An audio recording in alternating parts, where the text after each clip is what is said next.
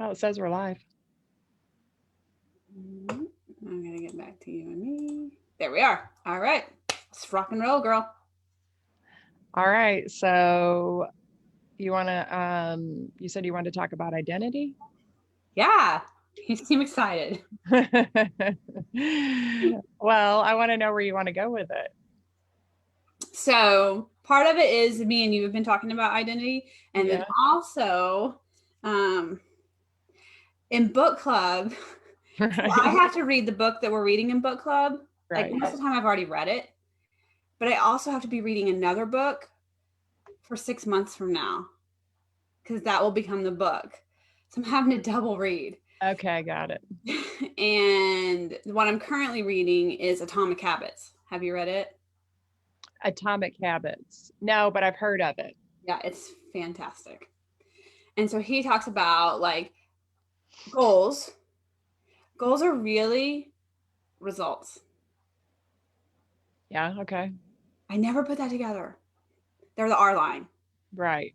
And so like I just begin like, oh, to get my goals, I just think about my goals and I just think about my goals. I never really knew how to achieve goals, right? It's just like, okay, you just set a goal and you think about it and achieve it. Um, and then when I was thinking about reading this book, I was like, oh, goals are the R line because he talks about to get to the R line, you have to have new habits. Just 1% change in your daily life habits is it. And I was like, So our oh, habits, the A line?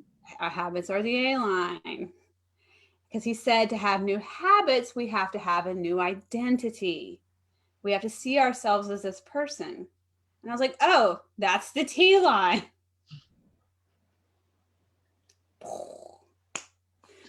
And And so he, so, well, let's just quickly explain what we're talking about for anybody who's watching that doesn't know the model. So, the self coaching model that we both use mm-hmm, is that there's a circumstance in your life and you have a thought about it, and that thought releases the chemical that creates the emotion that you feel in your body. And we take actions from our emotions, and that's the action line we're talking about, and our actions lead to results.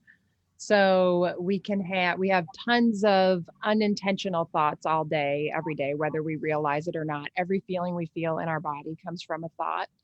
And when we know how this works, we can create intentional results in our life with intentional thoughts. And that's what Kim's talking about with how a goal is a result. mm-hmm. Isn't that so good? Well, I think that we've talked about that in scholars, like during the Impossible Goal Month. So, sorry, I knew that from that, but it's good to remember that because I hadn't really thought about it in a long time. Yeah. And I don't know. I think I was more focusing on like the impossible goal and still not knowing how to. I just thought you made a goal and then eventually you get there. And so he's just talking about like 1% change. That's it. You just do a 1% change. And if you do a 1% change every day for 365, I don't know how he got the math, but that's a 36% increase. And inevitably, your goals will be met. But you got to focus on the identity, the thought line. And so that really made me start thinking like identity. Like, how do we create our identities? We have this identity, but I think it's very unintentional. Yes, I totally agree. Until we realize it can be done intentionally. Mm-hmm. But along the lines of what you were just talking about with little tiny tweaks and changes each day, I was watching some kind, I don't know if it was a documentary or something, and I think it was the documentary that Tom Brady did. And he, like he was talking about what kind of changes he's looking to make in his life, especially as far as his sports career. And he is just making tiny tweaks and changes to his performance because at his level, there's not going to be huge gains. Right. But that's what makes him so great is that he doesn't feel like he's ever arrived. He's always looking for these little tweaks and changes that he can make to Mm-hmm. be better. And Mm-hmm. that's like all that we have to do. Like that's what that book's saying. It's like if we get too caught up in, oh, he didn't get great making, you look back at when he got drafted and he was just like this little scrawny kid, and look at him now. And he didn't like make any huge leaps and bounds. He just made those little changes over time. Yeah. Yeah. And speaking of Tom Brady, I was talking to another CrossFit athlete that's really into mindset. And he was talking about Tom Brady and how what team is he on now? Do you know? He's on the Tampa Bucks. Okay. And He like, came here after Brady and I moved down here, my yeah. dog. So I guess they're terrible. They were terrible, right? They weren't that great. I don't know if they'd ever won a Super Bowl before he got here or not. Okay. So they were terrible. They're- he, and how like he texts his teammates like before every game, like because he understands belief creates results. Mm. Right? He understands that if he believes he's going to win, he will create the result of winning. So he texts his teammates, we're going to win, we're going to do great, because he's feeding into their belief systems. Yeah. And he does. And he made them believe, because now I remember seeing that, where the teammates were talking about what it did for them to be able to lean on his belief in them. Mm-hmm. Which is what a coach does for you, right? Like we're all in on believing in our clients until they can believe in themselves, but they can borrow that belief in us or belief from us in themselves while they're working through the process of whatever they're trying to achieve with us. Mm-hmm. Yeah. I mean, it's like a coach is a coach, whether you're a life coach, you're a football coach, you're a CrossFit coach. A coach's objective is find the root problem. I feel like, yes, address with a solution, believe in optimal solutions, right? Or optimal results, and hold that belief for you until you finally get on board. Mm-hmm. Totally. Yeah. I mean, it's, before I understood what, I didn't understand what a life coach was for a long time, but yeah, that's the main thing, is that belief, and just helping you open up your mind to new beliefs, that that new things are even possible, that you aren't stuck, like in the book you're reading, in this fixed way of living, that you can grow and change and create whatever you want, whatever you believe. Mm-hmm. Yeah. So take us back to identity. I think a lot of us believe that we are born the way we are. And like, I especially get into this rub with people when I'm like, yeah, your perfectionism and your people pleasing is not your identity. It's not part of your identity. It's a coping mechanism you picked up in childhood. And like, they want to argue with me. They want to hold on to that I'm a perfectionist so bad. That's part of their identity. Which is so interesting because it's very limiting, right? Yeah. Like any identity that we pick up, or like Eckhart Tolle calls it a role, any role that we have in life, it limits us. Like I'm, limited to mom or life coach or wife or whatever title I happen to be identifying with at the time. I'm limited to being just that. And so we're arguing for our limitations, which I'm not trying to act like I don't do it. I don't want to go into what the conversation was, but we had a conversation about this the other day with me, and what, it just has to do with me managing my mind around breast cancer and the surgery that I'm having. And we were talking about my identity and how I'm going to have to work on that over the next however long it takes. But even like me, I'm arguing with you for my limitation on that. And I know that I'm doing it. Right. So I'm very aware, but I still have layers of it to work through. But we have to create that awareness that even it really is a limitation. We want to hold on to it so bad because it's what we're used to. And like, what happens if we let go of this? Who am I, or what am I without these titles and roles and identities? Mm-hmm. Yeah. And I think there's sometimes a fear. Like I know when like what I mean, somebody's trying to coach me on like my intensity or my aggressiveness, right? Like I am so resistant to letting that go because it's like a protection. Like that's how I keep me protected, but it's also who I see myself as, right? And it's like it's scary to want to let that go because it makes you feel so vulnerable, right? Yeah, because then what? Right, right.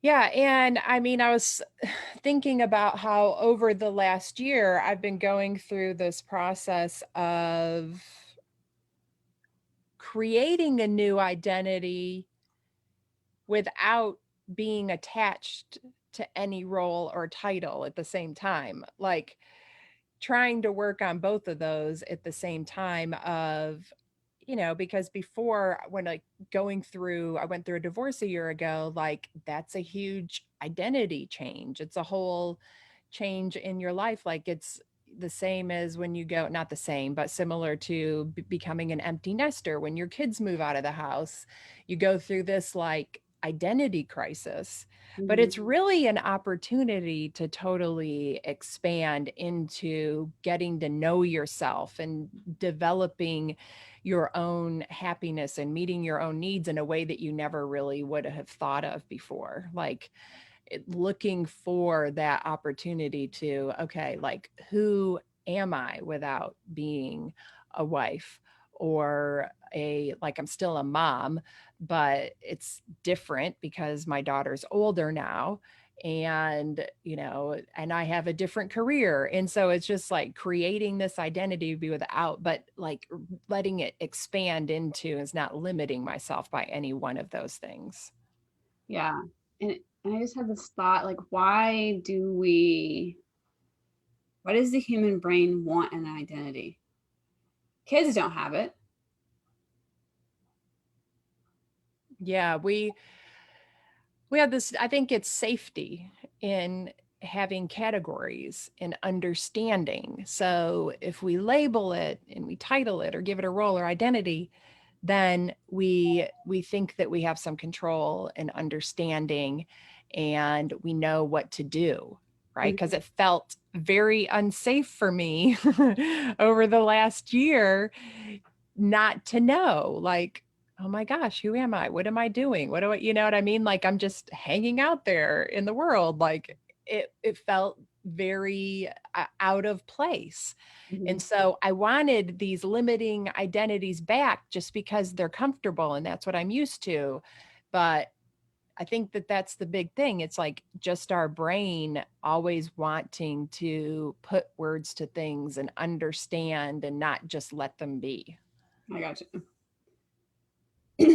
Because I asked that because I'm in the middle of like, I think it has to do with tribes, Mm, yeah. right? Like, because it's part of our survival is we're a tribe or herd or whatever you want to call us, species. And that's Yeah. how we survive. And it's like, if I have a role, then I can be a part of that tribe because I can fill that role in the tribe or whatever. Um, which is really interesting. Like I'm going to take us on a little curve here. It's still same because my coach is trying to get me. I like refuse to be domesticated. You laugh because you're like, oh, I see that. And my refusal to be domesticated, like if you imagine back to us as hunters and gatherers, right? I'm like, fuck no, I'm gonna go ride the horse and go hunting. I'm not. And I'm also the same person. It's like I'm not going back to camp. Because if I go back to camp and take what I've hunted, they're going to trap me there. They're going to be like, oh, we cooked your food. You have to stay and do X, Y, and Z. Right. So, like, they have a little fire going on, and I'm over here by myself, like, no, I'm just going to build my own fire. I don't want your fire. I'm going to build my own fire. And it's like, God, you're making your life a lot harder. Like, why can't you just be like, I'm going to borrow some of your fire, make my fire. I'm going to come in and be a part of the tribe, and I'm going to go out and not be. And it's okay. But I think that like that's so she's trying to get me to shift my identity to a person that's willing to be a part of the tribe and also know that I have my freedom and I can be outside of the tribe. And my brain's like, no, they will capture me. And by the way, this is all going on in Kim's head. Yes, yes. Yeah. This is this is a part of what awareness opens up for you. Right. We get to really know who we are in the stories that Yeah. we're telling ourselves, because at some point you felt captured. And Yeah. so now you're like, Yeah. not going to capture me. Yeah. But I mean, it ties in both of that identity and our instinctual tribal mentality. Yeah, and it is the tribe, of course, is helpful. Like I was thinking, this was me in my brain, you're going to hear now. So today I was out walking and I saw a falcon, and I love my birds when I'm out walking, and especially I love falcons. And I saw one day kill a crow, and it was traumatic to me, because I love all the birds and I know it's a part of the life cycle and it's how the falcon lives, and Yeah. it's what it has to do. But so today it was pretty high up in a tree, and it must have been near a nest, and there was this mother bird like losing her mind, and that's why I actually noticed, because it was pretty high up. And then all these other little birds start coming in and they're surrounding the falcon. And finally it takes off. And I was just thinking, that's like, a group of parents getting together and helping each other when it comes to dealing with their child's addiction. Like the falcon is the addiction, and we're all the little birds coming together to help each other. And so, I mean, this is what my brain does with everything all day, every day that I see, comes up with these scenarios. Mhm. And in that case, though, being a part of the tribe and identifying in this way is really helpful. It's just that we can't let it take over and just become like, I'm the mother of a child who's struggling with addiction, and that defines me. Yes. Yeah. As you were talking, I was thinking, I was going back to like my tribe scenario, and it's like, um, let's say that there's only two kids in my tribe, right? And there's already four moms. And I'm like, oh, I should be a mom. And I'm trying to make myself into this role while my tribe is like, we don't need another mother. There's four of us already. Right. And I'm like, nope, nope, I got to be a mom so you guys will accept me. And people are like, Right. Like your only option is to be a mom or a kid. You can't just create, be Kim. right, right. And accepted that my identity that also fits well into the tribe because they need this role filled is one that comes in and out. Hmm. Yeah. When you said something about identity and your future or your destiny, Mm-hmm. what made you think? What were you thinking of with that? That how I saw myself. I have a client that thinks this too, but I used to see myself, sorry, as a girl that was destined to be middle class. That was Mm, part of my destiny. That's where I came from. And so that's right. Like that's part of my identity. I'm a middle class girl. That's what my destiny is, what I will be able to achieve. I'm not capable. I don't have what it takes to be rich. mm. So it was dictating my destiny because I had this belief in my identity and that's what I was creating. Instead of seeing it as your thoughts were creating your result was the circumstance that you couldn't change. My belief. I believed that that was supposed to be my destiny. Right. But because you believe it, it becomes a circumstance, right? Because you create it. Yeah. Yeah. And So, getting evidence for it. And yeah. evidence becomes a circumstance. Yeah. Yeah. I was much more like s- shockingly unaware of what limitations my beliefs were creating in my life. It was like I was operating under two separate rules. Like on one hand, I didn't really believe I could do anything, but I had a lot of thoughts about being able to do anything. But on the other hand, I had these, I guess, subconscious beliefs that I couldn't.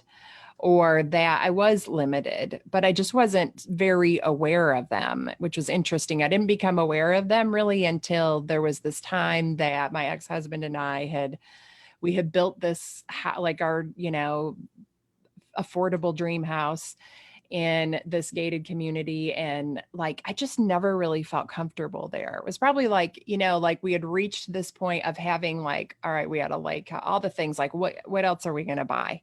And it Right. just felt so uncomfortable. Next thing you know, we're like selling things. And this was before I had decided to quit my job or anything. There was no, and then after we did it, we were like, what did we just do? Why did we do that? Like after the fact. But it seemed really logical at the time. But Mhm. then one day I was listening to this podcast. It was Ed Milet, and he was talking about your thermostat for your life. And that was how it made sense for me. Like if your thermostat for your life is set at 75 degrees and somehow you heat your life up to 80, you're going to figure out how to take your life back to 75. And that's what we basically did in that scenario. We took our life down, back to instead of raising the thermostat, which is now what I focus on, is raising and changing the thermostat so that I can heat it up to whatever I want to. But that Mhm. was like a really great learning experience of how we can really change our life to take it back to what we believe we deserve or should have. Yeah. Yeah. I think mine was before coaching. I was evaluating people that I dated. And that's where it really became evident to me that it's like, oh, I'm only dating people in this socioeconomic income level because that's where I feel comfortable. And when I've been introduced to people at this socioeconomic level, like I felt so uncomfortable in that crowd. Like my unconscious thoughts were like, oh, I don't like them. They think they're better than us. But really, I was feeling very uncomfortable and not worthy to be there. Mm-hmm. That's where I was like, oh, this is something. Like, why don't I feel comfortable around rich people? Which is a great question, like to turn those thoughts around whenever we have them about anybody. Like when we're thinking what you're like turning them around to ourselves. Like, and that's what another thing you talked about was deconstructing our identity. And I think that that's a really good part of it is turning that stuff around. Like, why am I uncomfortable Mhm. around them? Why do I think that they hate me or whatever you said? Like questioning all of it. Yeah. Yeah. I mean, that's how you deconstruct something, right? Yes. Yeah, you have to start questioning it. That's how you change your beliefs is by questioning everything about every belief and poking holes in it. And that's how I changed my beliefs to new ones and how I teach my clients to change their beliefs. I have a belief exercise or several belief exercises for them to go through so that they can create new beliefs and see like that any belief is available to them because it doesn't even matter how crazy whatever it is that we believe, we're going to make it happen if we believe it. Right. Right. Yeah. Because our beliefs become our results in our life. Yeah, absolutely. Like and it's the same thing when we don't believe in something, we're going to see that. Like that was probably, no, it was the hardest lesson for me in my business. Like when I was really struggling, um, and it kept coming back to belief, I was so pissed off. Like, and at one point I can remember I was getting coached and I knew like it was in that moment, like I knew there was no other answer other than my belief. And I started crying. I was so mad because I was like, I wanted it to be something more tangible that Mhm. I could fix. I needed it to be like I had to just change my actions, like I needed different copy or something. I wanted it to be, I need a new website, anything but belief. Because at the time, my mind was like, you don't know how to change. Even though I had already changed so many of my beliefs in my life, my brain was like, you don't know how to change this belief. Mhm. but it was like the best thing that could have possibly happened for me, because I had to go really digging deep into changing that belief Mhm. that it could be possible that if I believed in it enough, that things would just change. And that's what started happening. I started believing and things started changing. It was just like crazy. It was like the best possible example, though, of how our beliefs create our results. Yes, yeah. And I think a lot of us, like when we start working that magic, right? We don't pay attention to our A lines. Like we have to hyper focus on the T line, the belief line for a while, right? And we're working on our beliefs, things start happening, and we're like, how did this happen? I know it's my beliefs.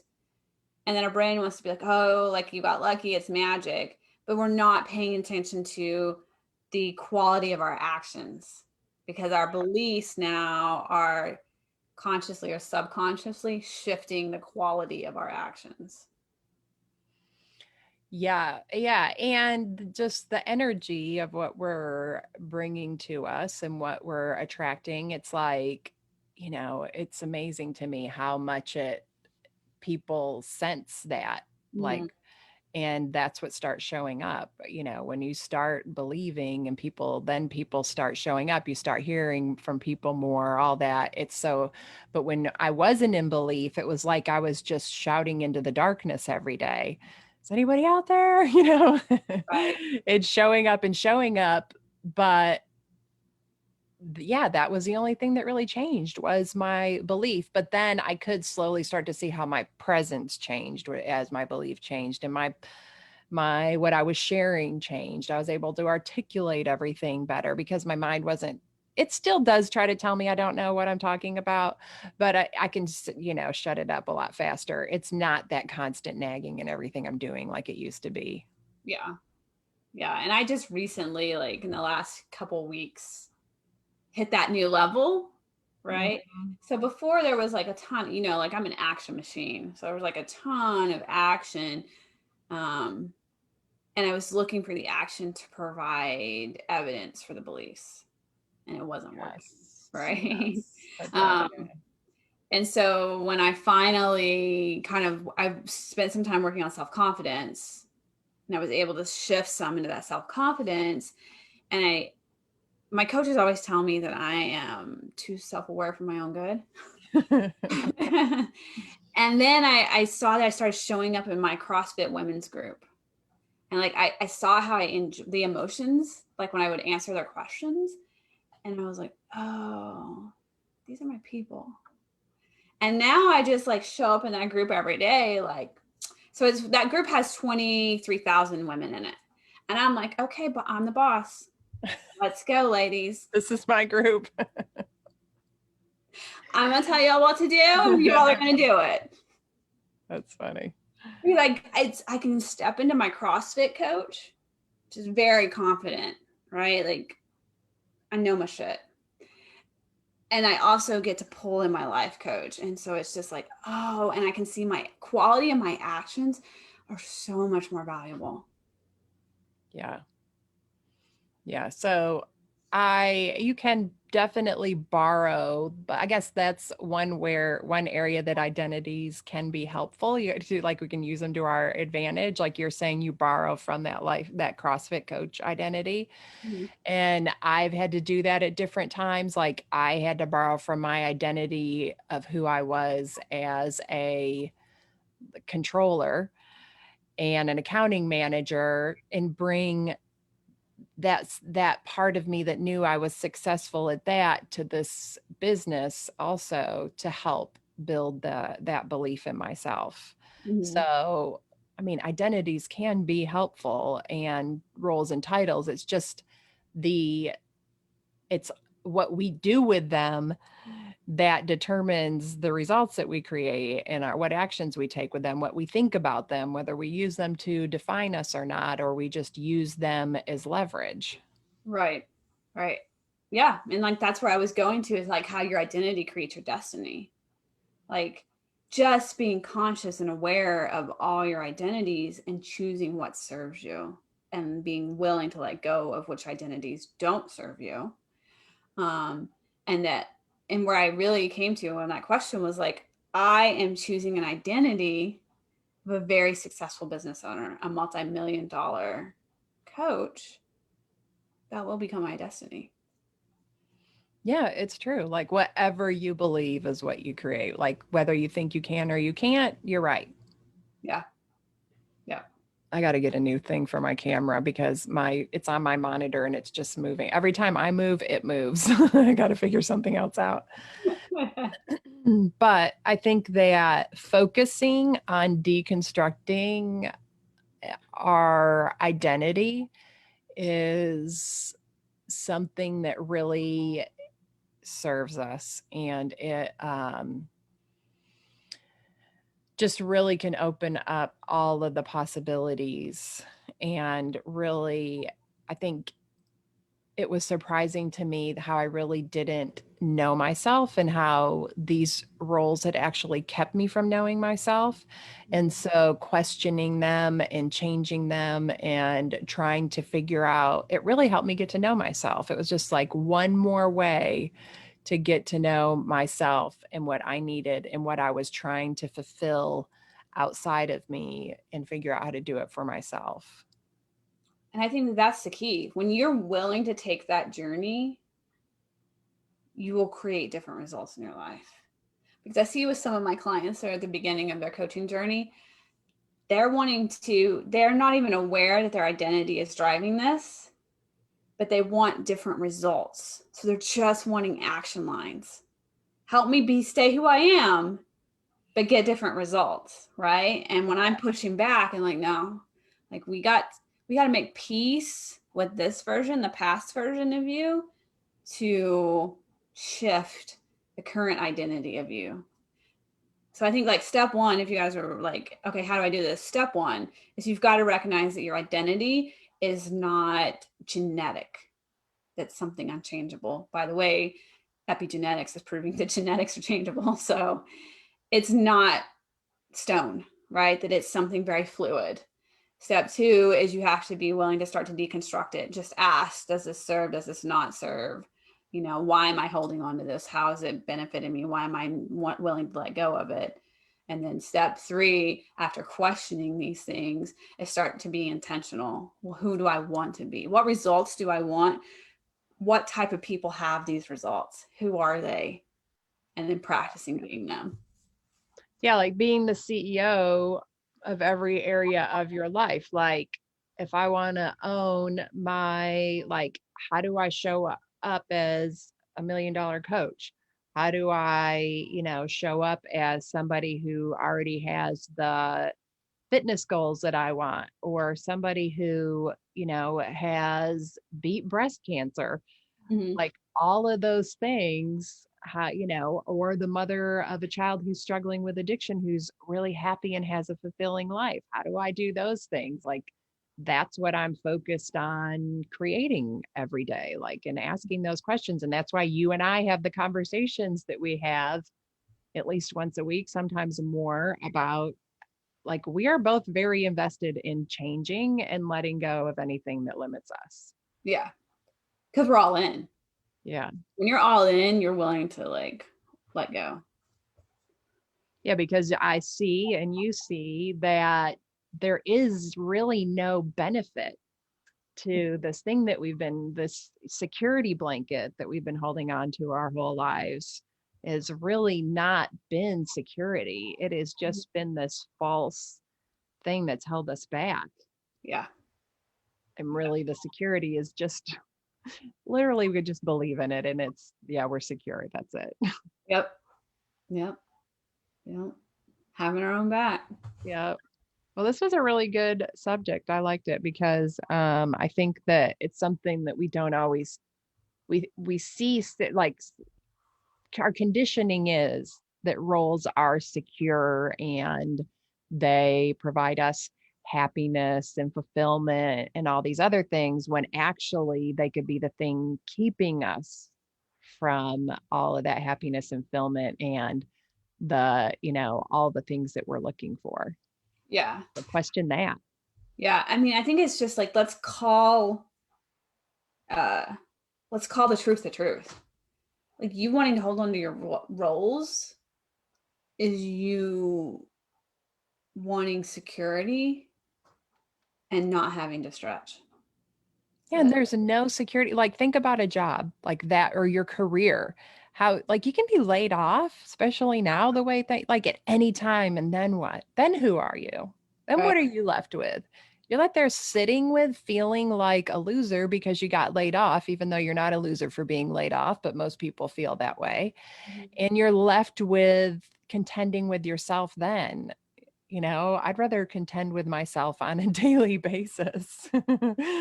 And so not have to deal with it so much in these extreme situations. I mean, the extreme situations keep coming up, but like if I didn't have that foundation to deal with those, I can't even imagine. Right. Right. All right, girl. That's all I got. That's all I got. All right. Thanks for watching. Yeah. Bye, humans. We'll see you next week. Bye.